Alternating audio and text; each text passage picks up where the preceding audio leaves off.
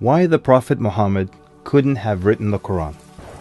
The Quran is a book over 600 pages long. It covers a wide range of topics and was revealed bit by bit over a period of 23 years. So if a man wrote the Quran, we already have a number of problems. If you're going to write a book like the Quran and claim it's from God, you can't make any mistakes.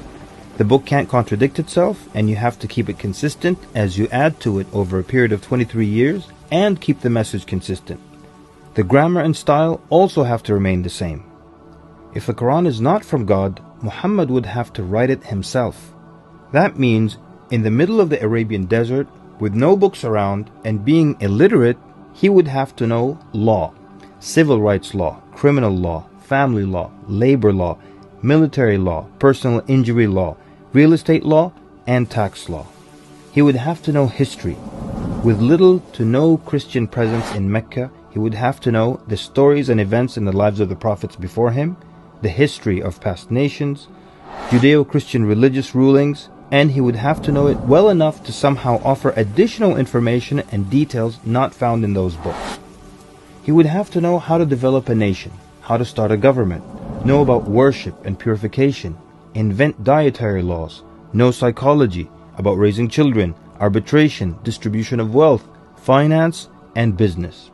In the area of science, he would have to know embryology, oceanography, about plate tectonics, cloud formation, UV rays, know about plants, mountains, bees, the human brain, the Big Bang, and the expansion of the universe. And in order to make the book complete, he would have to have knowledge of the future so he can write things that will happen in the years to come. He would have to be a time traveler in order to insert his name and mention in the Bible. If he's claiming that the book he wrote is from God, it must not have a single solution that doesn't work. He must also keep his emotions and personal life out of the book.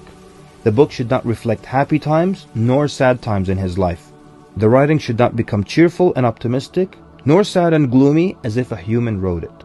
But when you read the Quran cover to cover, you can't sense when his wife died, when his daughters got married, when his grandchildren were born, when he was victorious, and when he was defeated. To anyone who examines the Quran, it becomes perfectly clear that there is no way a man in the desert 1400 years ago could have written such a book. But what if it were a committee of brilliant minds, a secret society that is in charge of correcting, updating, and rewriting the Quran over the years? Their job would be to make sure that the book appears to be accurate, has no mistakes or contradictions, and to keep updating it to agree with science and the changing world. If that were the case, then there would be other versions of the Quran. Due to edits and improvements, we would have new edited versions and old versions with mistakes. You would be able to detect different writing styles and influences from the different authors. The problem with all of that is, there is only one Quran. So one man didn't write it, and a committee didn't edit it, so where did it come from? What if clever devils dictated and influenced a man to write the Quran? The question then would be, what kind of devil calls to good behavior, worshipping God, honoring Jesus, giving to the poor, and warns of the devil? Any way you analyze the Quran, you come to a clear conclusion. It could not have been written by a committee, a devil, nor the Prophet Muhammad. Since it's impossible for Muhammad to have written it, then that means he was truthful in that it is from God. If it is from God, that means he was a genuine prophet. And if he's a genuine prophet, then his message should be heeded and obeyed.